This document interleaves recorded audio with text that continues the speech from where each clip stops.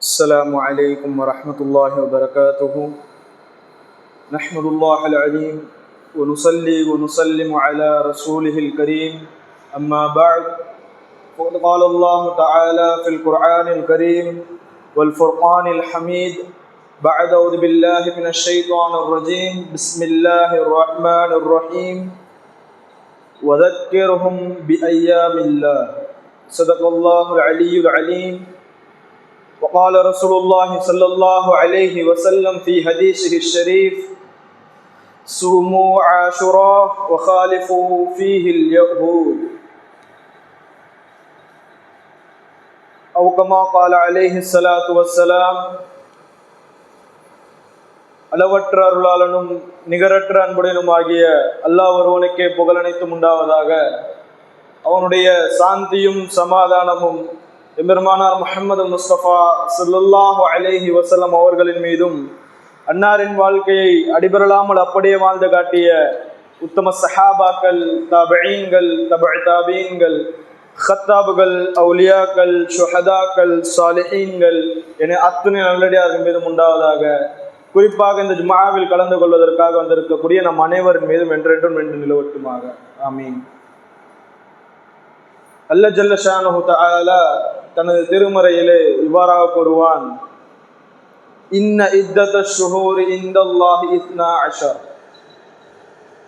அல்லாஹு தஆலா இந்த உலகத்தை படைக்கின்ற பொழுது, இந்த பிரபஞ்சத்தை படைக்கின்ற பொழுது அல்லாஹு தஆலா மனிதர்கள் வாழ வேண்டும், மனிதர்கள் தனக்கு இபாதத்து செய்ய வேண்டும், இபாதத்தின் மூலமாக சொர்க்கத்தை அடைய வேண்டும் என்ற உயரிய நோக்கத்தில் அல்லாஹு தஆலா மனித இனத்தை படைத்தான். மனிதன் வாழ்வதற்கான உலகத்தையும் அல்லாஹு தஆலா படைத்தான். வெறுமனே உலகத்தை படைத்துவிட்டு நீங்கள் எப்படி தோணுகின்றதோ, உங்களுக்கு எப்படி தோணுகின்றதோ, என்ன தோணுகின்றதோ அது போன்று நீங்கள் வாழ்ந்து கொள்ளுங்கள் என்று அல்லாஹு தஆலா எந்த இடத்திலும் கூறவில்லை. ஒரு கட்டுக்கோப்பான கட்டமைக்கப்பட்ட மனித வாழ்வதற்கான அனைத்து தேவைகளையும் அனைத்து சட்ட திட்டங்களையும் அல்லாஹு தஆலா ஏற்படுத்தி கொடுத்திருக்கின்றான். அதில் அந்த வரிசையில் அல்லாஹு தஆலா கூறுகின்ற பொழுது, நாட்களினுடைய எண்ணிக்கையும் மனிதன் ஒவ்வொரு நாளையும் கணக்கு செய்வதற்காக வேண்டி, ஒவ்வொரு ஆண்டையும் கணக்கு செய்வதற்காக வேண்டி அல்லாஹு தஆலா மாதத்தினுடைய எண்ணிக்கை ஏற்படுத்தி கொடுத்தார். அதைத்தான் அல்லாஹு தஆலா சுட்டி காட்டுகின்றான். இன்ன இத்தத்த ஷுஹூரி இந்தல்லாஹி 12. அல்லாஹு தஆலாவிடத்தில் மாதங்களுடைய எண்ணிக்கை ஒட்டுமொத்தமாக 12 மாதங்கள். நாம் இன்று பின்பற்றி கொண்டிருக்கின்றோம் அல்லவா, ஜனவரி, பிப்ரவரி அது போன்ற காலண்டர் கிடையாது. மாறாக அல்லாஹு தஆலாவினுடைய காலண்டர் முஹர்ரமுல் ஹராம், சஃபருல் முலஃபர், ரபியுல் அவ்வல், ரபியுல் சானி என்று அரபு மாதங்கள் தொடங்குகிறது அல்லவா. அந்த மாதத்தை அல்லாஹு தஆலா ஏற்படுத்தி கொடுத்தார். ஏற்படுத்தி கொடுத்து வமின்ஹா அர்பஅத்துன் ஹுரும் என்று அல்லாஹு தஆலா கூறுகின்றார். இந்த 12 மாதங்களில் 4 மாதங்கள் ஆக சிறந்த மாதமாக அல்லாஹு தஆலாவிடத்தில் மிகவும் கண்ணியத்திற்குரிய, புகழப்பட்ட, சிறப்பிற்குரிய மாதமாக அல்லாஹு தஆலா 4 மாதங்களை ஆக்கி வைத்திருக்கின்றார்.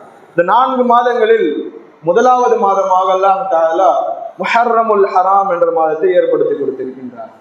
முஹர்ரம் என்றால் கண்ணியப்படுத்தப்பட்ட, ஹராம் என்ற வார்த்தைக்கு தடை செய்யப்பட்டது என்று இன்னொரு பொருள் இருந்தாலும், ஹராம் என்ற வார்த்தைக்கும் ஹரம் என்ற வார்த்தைக்கும் அல்லாஹ் தஆலாவிடத்தில் என்ன பொருள் கொள்ளப்படும் என்று சொன்னால், கண்ணியப்படுத்தப்பட்ட, சிறப்பிற்குரிய, புகழுக்குரியது என்ற அர்த்தம். ஆக அல்லாஹ் தஆலா இந்த மாதத்திற்கு பெயர் வைக்கின்ற பொழுது இந்த மாதத்திற்கு எப்படி பெயர் வைக்கின்றான்?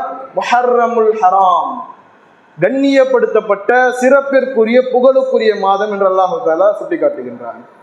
இந்த வரிசையில் நாம் பார்க்கின்ற பொழுது மேலும் அல்லாஹ் தஆலா மூசா அலைஹிஸ்ஸலாமுடைய கூட்டத்தை பற்றி, பனு இஸ்ரவேலர்களை பற்றி கூறுகின்ற பொழுது அந்த வரிசையில் இந்த ஆயத்தினுடைய தொடரில் அல்லாஹ் தஆலா பேசுவான்: வதக்கிர்ஹும் பிஅய்யாமில்லாஹ். சமுதாயத்தினருக்கு அல்லாஹ் தஆலாவினுடைய நாட்களை பற்றி நீங்கள் குறிப்பிட்டு காட்டுங்கள், நினைவுபடுத்தி காட்டுங்கள். மக்களுக்கு நீங்கள் அல்லாஹ் தஆலாவினுடைய நாளை நீங்கள் நினைவுபடுத்துங்கள் என்று அல்லாஹ் தஆலா கூறுகின்றார். அல்லாஹ் தஆலாவினுடைய நாட்கள் என்று நாம் வரிசைப்படுத்துகின்ற பொழுது அல்லாஹ் தஆலாவினுடைய நாட்கள் என்றால் அல்லாஹ் தஆலாவால் கண்ணியப்படுத்தப்பட்ட நாட்கள் என்று சில நாட்கள் இருக்கும். அதே போன்று அல்லாஹ் தஆலாவினுடைய தண்டனைக்கு உள்ளாகி வேதனை அனுபவித்து உலகத்தை விட்டு அழிந்தவர்களுடைய வரலாறும் நமக்கு கிடைக்கின்றது. அவர்கள் அழிக்கப்பட்ட நாளும் அல்லாஹ் தஆலாவுடைய நாளாக நமக்கு கணக்கிடப்படுகின்றது. முதலாவதாக நாம் கண்ணியத்திற்குரிய நாட்கள் என்று நாம் வகைப்படுத்தினால் 3 10 நாட்கள், அதாவது 10 10 10 3 விதமான 10கள் அல்லாஹு தஆலா விடத்தில் ஆக சிறந்தது.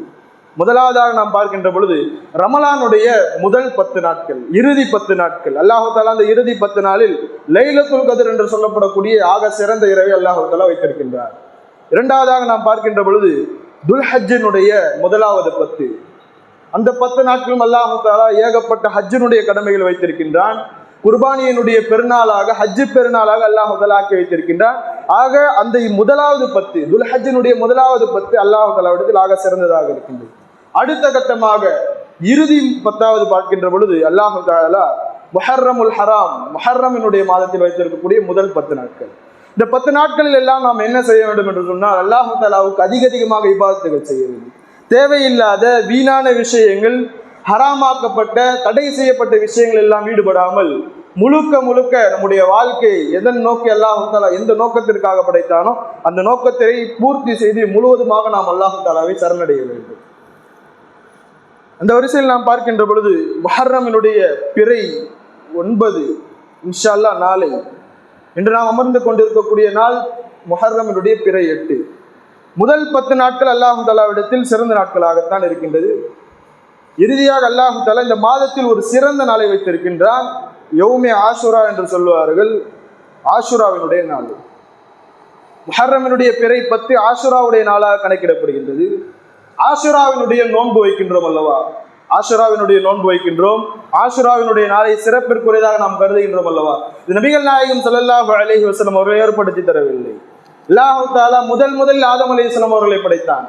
ஆதம் அலைஹிஸ்ஸலாம் அவர்களுடைய காலகட்டத்தில் அல்லாஹு தஆலா ஏற்படுத்தி விட்டார். ஆதம் அலைஹிஸ்ஸலாம் காலத்தில் இருந்து ஆதம் அலைஹிஸ்ஸலாம் அவர்களும் ஆஷுராவினுடைய நோன்பை வைத்தார்கள். சிறப்பிற்குரியதாக அல்லாஹு தஆலா ஒட்டுமொத்தமாக மாதத்தினுடைய எண்ணிக்கை 12க்குள் அடக்குகின்றான் அல்லவா. அதில் சிறந்ததாக முஹர்ரமுல் ஹராமினுடைய முதலாவது மாதத்தை அல்லாஹு தஆலா இந்த 10வது நாள் முஹர்ரமினுடைய பிறை 10 அல்லாஹு தஆலா ஆஷுராவினுடைய நாளாக சிறப்பிற்குரியதாக அல்லாஹு தஆலா ஆக்கி வைத்திருக்கின்றான். இதில் ஏகப்பட்ட நிகழ்வுகள், பல அற்புதங்களை அல்லாஹு தஆலா இந்த ஆஷுராவினுடைய நாளில் நிகழ்த்தி இருக்கின்றார். அதே சமயம் பல்வேறு விதமான தண்டனைகள், பல்வேறு விதமான வேதனைகள் அல்லாஹு தஆலா நமக்கு முன்னிருந்த உம்மத்தார்கள், நமக்கு முன்னிருந்த சமுதாயத்தினருக்கு அல்லாஹு தஆலா கொடுத்து அவர்களை இந்த உலகத்தை விட்டு அழிக்க செய்திருக்கின்றார்.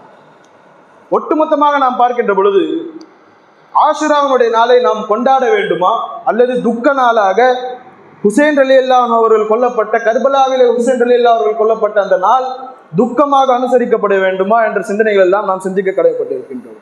2 சிந்தனைகள் நமக்கு முஹர்ரமுடைய மாதத்தில் தேவை. முஹர்ரமுடைய மாதத்தில் அல்லாஹு தஆலா ஆஷுராவினுடைய நோன்பை கடமையாக ஆக்கியிருக்கின்றான்.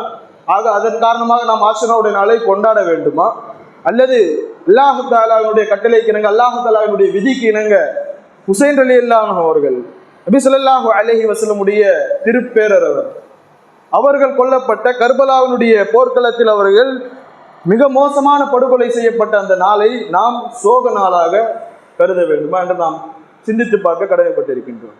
முதலாவதாக இந்த ஆஷுராவை பொறுத்தவரை ஆஷுராவினுடைய நாள், முஹர்ரமுடைய பிறை 10வது அந்த நாளை நாம் கொண்டாடவும் கூடாது. அதை தாண்டி அதை நாம் ஹுசைன் ரலியல்லாஹு அவர்கள் கொல்லப்பட்ட, படுகொலை செய்யப்பட்ட அந்த நாளை துக்க நாளாக, சோக நாளாக நாம் அனுசரிக்கவும் கூடாது. இதற்கு மத்தியில் நாம் என்ன செய்ய வேண்டும்? கொண்டாடவும் கூடாது, அதே போன்று சோக நாளாக நாம் அதனை அனுசரிக்கவும் கூடாது என்று கிதாபுகளில் நமக்கு குறிப்புகள் கிடைக்கின்றது. அப்போ இதுவும் செய்யக்கூடாது, அதுவும் செய்யக்கூடாது, நாம் என்ன செய்ய வேண்டும் என்று நபி ஸல்லல்லாஹு அலைஹி வஸல்லம் கற்றுத் தருகின்றார்கள். இந்த நாளிலே அதிகமான இபாதத்துகள் செய்ய வேண்டும். மற்ற நாட்களை போன்றல்லாமல் தினசரி நாம் தொழுகின்ற தொழுகையை விட அதிகமாக தொழுகை வணக்க வழிபாடுகளில் நாம் ஈடுபட வேண்டும். நோன்பு நோற்க வேண்டும், ஏழை எளியவர்களுக்கு சதகா செய்ய வேண்டும். மேலும் இன்னொரு கிதாபுகளிலே நபி ஸல்லல்லாஹு அலைஹி வஸல்லம் ஹதீஸ் கிடைக்கின்றது, யார் ஆஷுராவினுடைய நாளில் தம்முடைய குடும்பத்தாருக்கு அதிகமாக செலவு செய்வார்களோ அந்த வருடத்தினுடைய முழு தேவையும் முழு செலவையும் அல்லாஹ் தஆலா அவருக்கு மிகவும் இலகுவானதாக ஆக்கிவிடுவார் என்று நபி ஸல்லல்லாஹு அலைஹி வஸல்லம் ஹதீஸிலே நமக்கு குறிப்புகள் கிடைக்கின்றது. இது போன்ற நல்ல காரியங்களில் தான் நாம் ஈடுபட வேண்டும். அதை தவிர்த்து விட்டு தேவையில்லாத அனாச்சாரங்களான, ஹராமாக்கப்பட்ட, இஸ்லாமிற்கு முற்றிலும் சம்மதம் இல்லாத தேவையில்லாத விஷயங்கள் நாம் ஈடுபடக்கூடாது. ஆஷுராவினுடைய நாளில் அல்லாஹ் தஆலா பல்வேறு விதமான அற்புதங்களை நிகழ்த்தி இருக்கின்றார். கிதாபுகளை நாம் பார்க்கின்ற பொழுது ஏகப்பட்ட நபிமார்களுடைய சம்பவங்கள், ஆதம் அலைஹிஸ்ஸலாம் அவர்கள் ஷைத்தான் அவர்களை வழிகெடுத்தான் அல்லவா? சொர்க்கத்திலே ஒரு மரத்தின் பக்கம் நெருங்க வேண்டாம் என்ற அல்லாஹு தஆலாவுடைய கட்டளை ஷைத்தான் வழிகெடுத்தார். ஆதம் அலைஹிஸ்ஸலாம் அவர்கள் அல்லாஹு தஆலாவுடைய கட்டளையை மீறி அந்த மரத்தை நெருங்கினார்கள், இந்த பழத்தை உண்டார்கள். அதன் காரணமாக அல்லாஹு தஆலா அவர்களை பூமியில் அனுப்பினார் என்ற வரலாறு நமக்கு தெரியும். அல்லாஹு தஆலாவுடைய கட்டளை மீறிவிட்டார்கள். இறைவனுடைய கட்டளை மீறியதின் காரணமாக தௌபா செய்ய வேண்டும். ஆதம் அலைஹிஸ்ஸலாம் அவர்கள் தௌபா செய்தார்கள். நீண்ட வருடமாக ஏறத்தாழ ஒரு 40 ஆண்டுகள் தௌபா செய்து கொண்டே இருந்தார்கள். அல்லாஹு தஆலா அவர்களுடைய தௌபாவை ஏற்றுக்கொள்ளவில்லை. இறுதியாக அல்லாஹு தஆலா அவர்களுடைய தௌபாவை ஏற்றுக்கொண்டது முஹர்ரமினுடைய பிறை 10 ஆஷுராவுடைய நாளில் அல்லாஹு தஆலா ஆதம் அலைஹிஸ்ஸலாமுடைய தௌபாவை ஏற்றுக்கொள்கின்றார். இரண்டாவதாக நாம் பார்க்கின்ற பொழுது, இரண்டாவதாக ஆதம் அலைஹிஸ்ஸலாம் அவர்களுக்கு அடுத்து அனுப்பப்பட்ட நூஹ் அலைஹிஸ்ஸலாம் அவர்களுடைய வரலாறை பார்க்கின்ற பொழுது, நூஹ் அலைஹிஸ்ஸலாம் அவர்கள் ஏறத்தாழ ஒரு 950 ஆண்டுகள் விடாமுயற்சியாக அவர்கள் தொடர்ந்து உம்மத்தார்களுக்கு தாவத்து கொடுத்து கொண்டிருக்கின்றார்கள். உம்மத்தார்கள் எல்லாம் மாறு செய்யக்கூடிய காஃபிர்களாக இருக்கின்றார்கள்.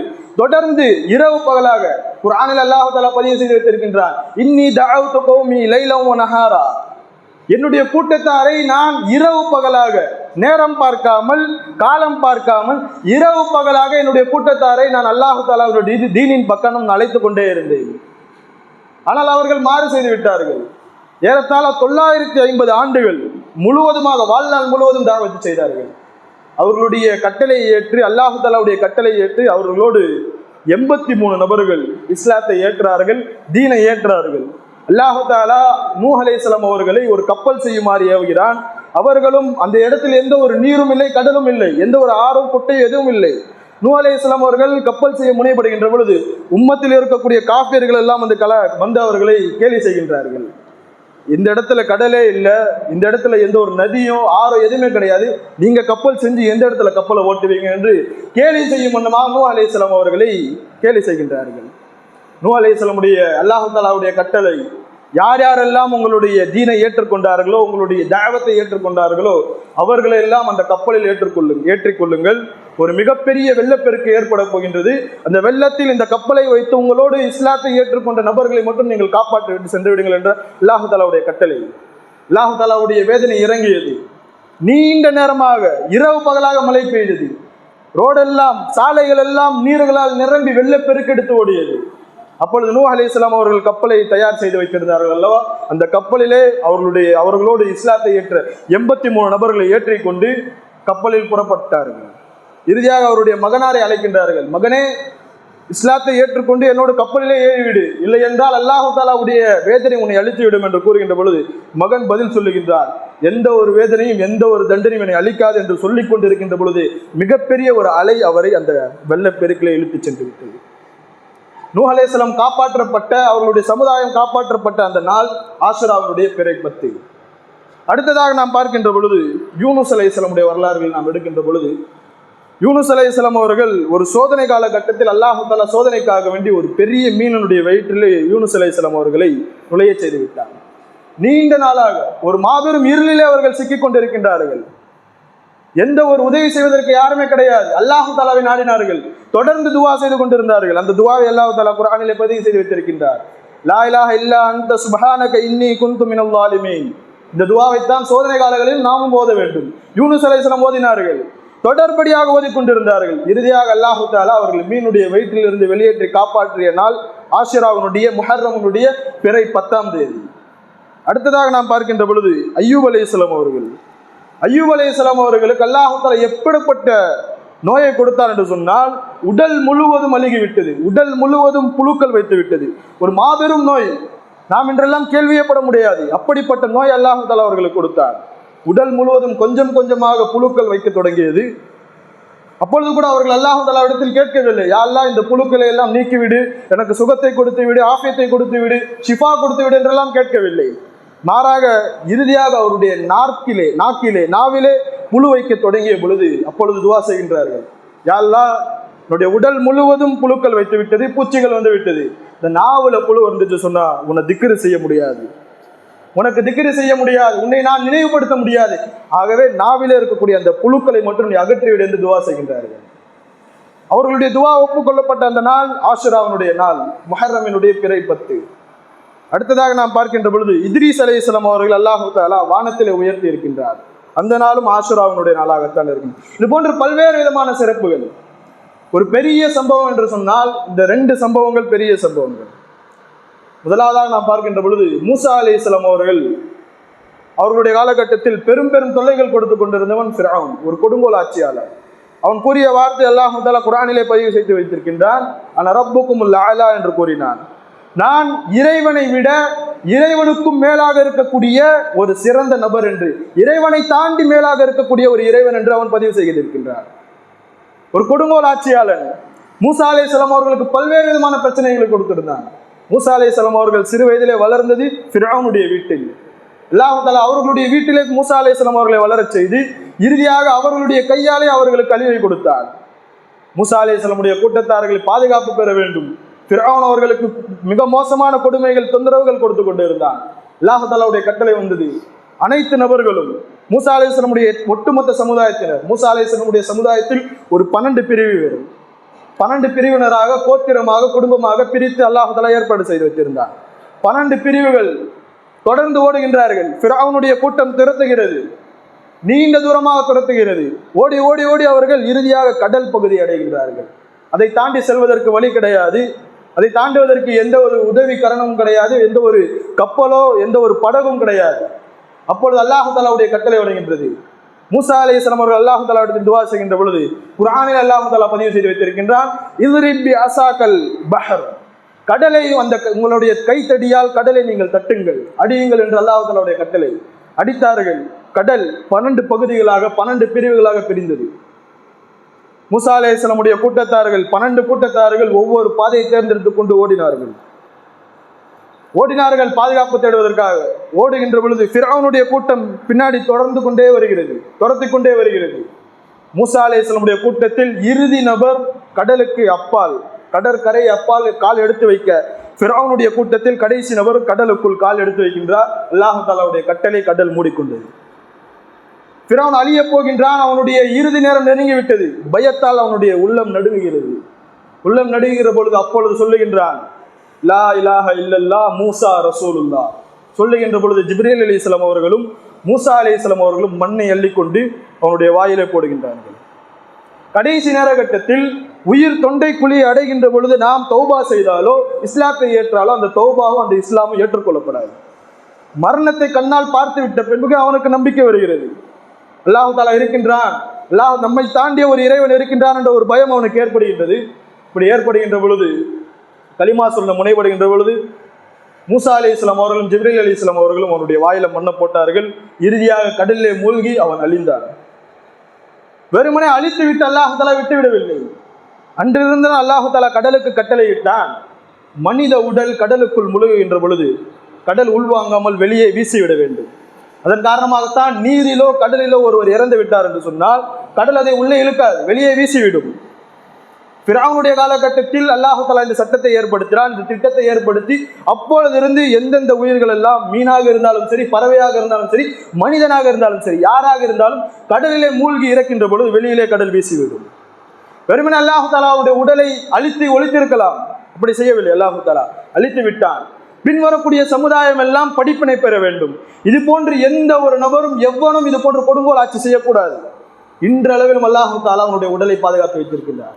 குர்ஆனிலே அதற்கான குறிப்புகள், ஆயத்துகள் எல்லாம் அல்லாஹ் தஆலா சொல்லுகின்றார். இன்றளவிலும் பின்னால் வரக்கூடிய நபர்களுக்கு படிப்பினையாக இருக்க வேண்டும். அவர்கள் எல்லாம் இவனை போன்று ஆகிவிடக்கூடாது என்பதற்காக அல்லாஹ் தஆலா அவனுடைய உடலை இன்றளவிலும் அல்லாஹ் தஆலா பாதுகாத்து வைத்திருக்கின்றார். எகிப்திலே நாம் சென்றோம் என்று சொன்னால் அங்கு இருக்கக்கூடிய அருங்காட்சியகங்களிலே ஃபிரௌனுடைய உடலை நம்மால் காண முடியும். பிற்காலத்திலே அவன் இறந்த பிறகு ஒரு நீண்ட பல ஆண்டுகளுக்கு பிறகு அவனுடைய உடலை ஆராய்ச்சி செய்கின்ற பொழுது அது ஃபிரௌன் தான் என்று அறிவியல் பூர்வமாக தீர்ப்பும் அளிக்கப்பட்டிருக்கின்றது, அறிவியல் பூர்வமாக நிறுவனம் செய்யப்பட்டிருக்கின்றது. இது போன்ற பெரும் பெரும் நிகழ்வுகள் எல்லாம் இந்த ஆஷுராவுடைய நாளில் நிகழ்ந்திருக்கின்றது. அடுத்த கட்டமாக நாம் பார்க்கின்ற பொழுது ஹுசைன் ரலியல்லாஹு அவர்கள், நபி ஸல்லல்லாஹு அலைஹி வஸல்லம் பேரர், கர்பலாவுடைய போர்க்களத்திலே, பகதாதிற்கு அருகிலே இருக்கக்கூடிய கர்பலாவுடைய போர்க்களத்திலே சர்வாதிகாரம் செய்யக்கூடிய அரசனை எதிர்த்து போர் செய்தார்கள். ஆட்சி அதிகாரம் செய்ய வேண்டும், பதவியை பிடிக்க வேண்டும், அதிகாரத்தில் நான் சூழ்நிலையை எனக்கு சாதகமாக மாற்றிக்கொள்ள வேண்டும் என்றெல்லாம் எண்ணாமல் சர்வாதிகாரம் செய்யக்கூடிய நபரை அழிக்க வேண்டும் என்ற ஒரு உயரிய நோக்கத்தில் போர் செய்தார்கள். போர் செய்கின்ற பொழுது அவர்களுடைய ஒட்டுமொத்த குடும்பம், உசைன் ரலியல்லாஹுடைய ஒட்டுமொத்த குடும்பமும் கர்பலாவினுடைய களத்திலே கொல்லப்படுகின்றார்கள். மாபெரும் படுகொலை, ஒரு திட்டமிடப்பட்ட சதி செய்யப்பட்ட படுகொலை, கொலை செய்யப்படுகின்றார்கள். அதிலே உசைன் ரலியல்லாஹுடைய ஒரே ஒரு மகனார் அலி இப்னு ஹுசைன் என்று சொல்லப்படக்கூடிய பட்டப்பெயர் கொண்டு ஜைனுல் ஆபிதீன் ரலியல்லாஹு அவர்கள் ஒரே ஒருவர் நபர் மட்டும் போருக்கு செல்ல முடியவில்லை. உடலிலே நோய் இருந்ததின் காரணமாக போருக்கு செல்லவில்லை. அவர்களுடைய ஒரே ஒரு ஜைனுல் ஆபிதீன் ரலியல்லாஹு அவர்களுடைய ஒரே ஒரு சந்ததியின் மூலமாக நபி ஸல்லல்லாஹு அலைஹி வஸல்லமுடைய சந்ததி இன்றளவிலும் உலகில் பரவலாக பரவப்பட்டிருக்கின்றது. அவர்களுடைய ஒரே ஒரு நபரின் மூலமாகத்தான் நபி ஸல்லல்லாஹு அலைஹி வஸல்லமுடைய சந்ததி இன்றளவிலும் உலகிலே பரவி இருக்கின்றது. ஒரு மாபெரும் திட்டமிடப்பட்ட படுகொலை. அதற்காக படுகொலை செய்யப்பட்டதற்காக நாம் துக்கம் அனுசரிக்க வேண்டுமா? கிடையாது.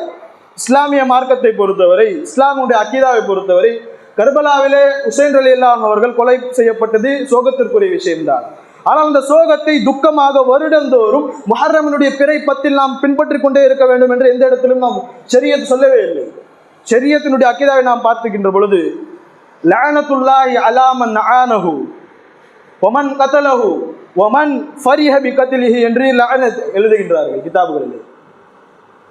உசைன் ரலியல்லாஹு அவர்களை கொலை செய்வதற்காக திட்டமிட்ட நபர், கொலை செய்வதற்காக உதவி செய்த நபர், அந்த கொலையின் காரணமாக மகிழ்ச்சி அடைந்த நபர் அனைவரின் மீதும் சாபம் உண்டாகட்டும் என்று சுன்னத் வல் ஜமாத்தினுடைய அக்கீதா. இதை தாண்டி எந்த ஒரு இடத்திலும் இந்த நாளை நீங்கள் துக்கமாக அனுசரிக்க வேண்டும், இந்த நாட்களிலே நீங்கள் நெஞ்சிலும் முதுகிலும் அடித்துக்கொண்டு ஆயுதங்களை உடலிலே பாய்ச்சிக்கொண்டு நீங்கள் துக்கம் தெரிவிக்க வேண்டும் என்று கிதாபுகளிலே எங்கேயுமே குறிப்புகள் கிடையாது. ஆனால் இன்றைய நாம் பார்க்கின்ற பொழுது, முன்பு நம்மளோடு தொடர்புகளிலே இருந்த ஷியா சமுதாயத்தினுடைய தொற்று நமக்கு பரவிவிட்டது.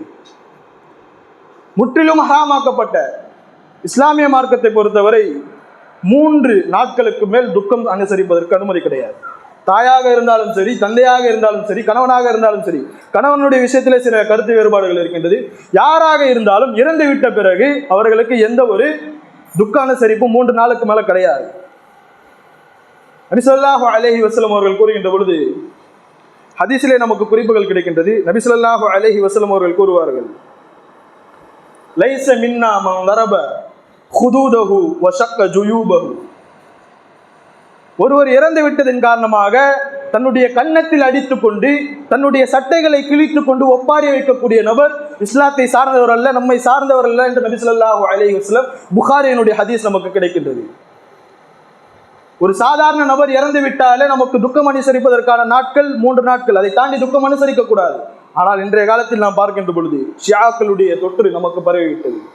ஹராமாக்கப்பட்ட, முற்றிலும் ஹராமாக்கப்பட்ட உசைன் ரலியல்லாஹு அவர்கள் கொலை செய்யப்பட்ட இந்த நாளை துக்கம் அனுசரிப்பதற்காக ஆயுதங்களையும் கத்திகளையும் உடலை அடித்துக்கொண்டு நெஞ்சுகளிலும் முதுகளிலும் அடித்துக்கொண்டு காயங்கள் ஏற்படுத்துவதன் மூலமாக அவர்களுக்கு நாம் என்ன செய்துவிட முடியும்?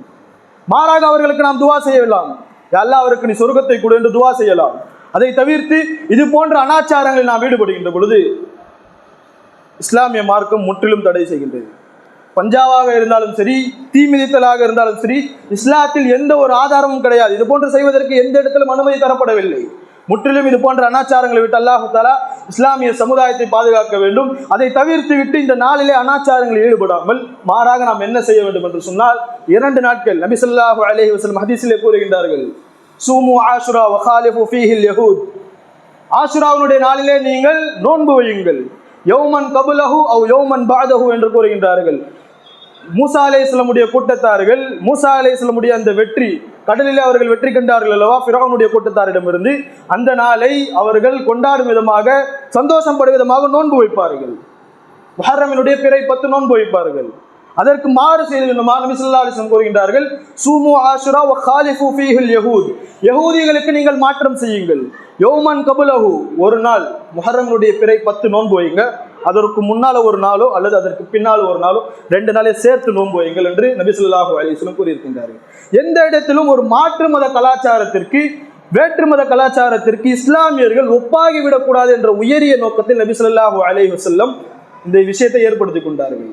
ஆனால் இன்று நாம் மாற்று மத கலாச்சாரங்களை பின்பற்றி கொண்டு இஸ்லாத்தில் ஹராமாக்கப்பட்ட, தடை செய்யப்பட்ட அனாச்சாரங்களை நாம் ஈடுபட்டு கொண்டு இருக்கின்றோம். அல்லாஹ் தஆலா முற்றிலும் நம்மை பாதுகாக்க வேண்டும். இது போன்ற அனாச்சாரங்கள் எல்லாம் ஈடுபடாமல் முஹர்ரமினுடைய பிறை 9, 10 அல்லது 10, 11 இந்த 3 நாள்ல முன்னாடி 2 நாள் அல்லது பின்னாடி 2 நாள் நோன்பு வைக்க வேண்டும். நோன்பு வைத்து குடும்பத்தார்களுக்கு அதிகமாக செலவு செய்ய வேண்டும். செலவு செய்து குடும்பத்தார்களுக்கு சந்தோஷத்தை கொடுக்க வேண்டும். முடிந்தால் அதிகமாக தான தர்மம் செய்ய வேண்டும். தொழுகையில் அதிகமாக ஈடுபட வேண்டும். இது போன்று செய்தால் நன்மைகள் கிடைக்கும் என்பதில் எந்த ஒரு சந்தேகம் கிடையாது. இதை தாண்டி விட்டு தீ மிதிப்பதோ, உடலிலே காயங்களை ஏற்படுத்தி கொண்டு கத்துவதோ கதறுவதோ எந்த ஒரு மாற்றத்தையும் ஏற்படுத்தாது, எந்த ஒரு நன்மையும் பெற்று தராது. ஆகவே இஸ்லாமிய சகோதரர்கள் இந்த விஷயத்தில் அதிகமாக கவனம் செலுத்திக் கொண்டு இந்த 2 நாட்கள், முந்தைய 2 நாளோ அல்லது பிந்தைய 2 நாளோ முழுவதுமாக அல்லாஹு தாலாவை அடிபணிந்து நோன்பு வைத்து சதகாக்கள் ஜகாத்துகள் போன்ற அனைத்து இஸ்லாமிய கடமைகளை நிறைவேற்றினோம் என்று சொன்னால் அல்லாஹு தாலா கட்டாயமாக நன்மையை தருவான் என்பதில் எந்த ஒரு சந்தேகம் கிடையாது. அல்லாஹு தாலா இந்த ஆஷுராவினுடைய நாளை முழுவதுமாக நோன்பு வைத்து அதிகமாக தொழுது சதகாக்கள் கொடுத்து முழுவதுமாக இறைவனை அடையக்கூடியவர்களாகவும் நபி ஸல்லல்லாஹு அலைஹி வஸல்லம் சுன்னத்தை பின்பற்றக்கூடியவர்களாகவும் நம் அனைவரும் ஆக்குவானாக. வ ஆகிரு தஅவானா அல்ஹம்துலில்லாஹி ரப்பில் ஆலமீன். அஸ்ஸலாமு அலைக்கும் வரஹ்மத்துல்லாஹி வபரகாத்துஹு.